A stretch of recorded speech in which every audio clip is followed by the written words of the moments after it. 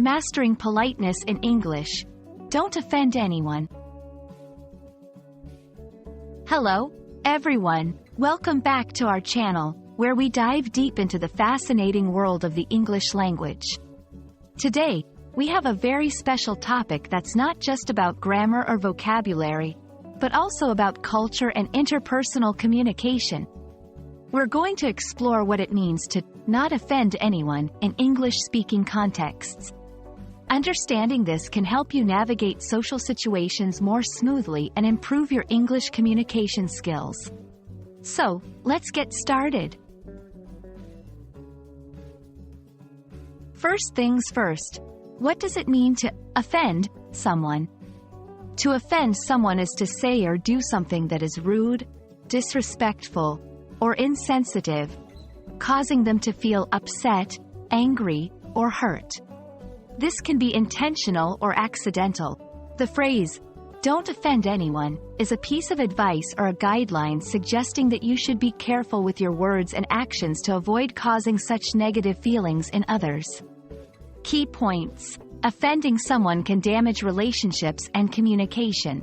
Being aware of cultural and individual sensitivities is crucial. You might wonder, why is this so important?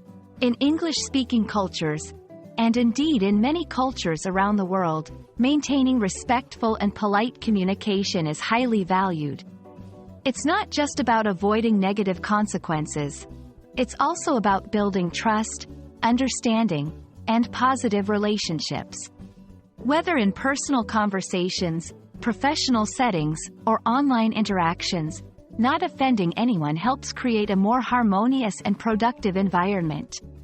Key points. Respectful communication fosters positive relationships. Avoiding offense is important in both personal and professional contexts. Now, let's talk about how you can avoid offending anyone. This is especially important for English language learners who might not be fully aware of all the cultural nuances. 1. Listen more. Pay attention to how others speak and react. Listening can help you understand what's considered respectful or offensive. 2. Think before you speak. Take a moment to consider how your words might be perceived by others. 3. Learn cultural norms. Different cultures have different standards of what's offensive. Learn about these norms in English-speaking cultures. 4. Apologize if necessary. If you realize you've offended someone, a sincere apology can go a long way in mending fences. Key points. Being thoughtful and observant are key to avoiding offense. Cultural awareness is crucial for understanding what might be offensive. Thank you for joining us in exploring the importance of not offending anyone in English communication. Remember, mastering a language is not just about vocabulary or grammar. It's also about understanding the cultural and interpersonal aspects that come with it. We hope this video helps you navigate your English-speaking environments more confidently and respectfully. Keep practicing, stay curious, and see you in our next video.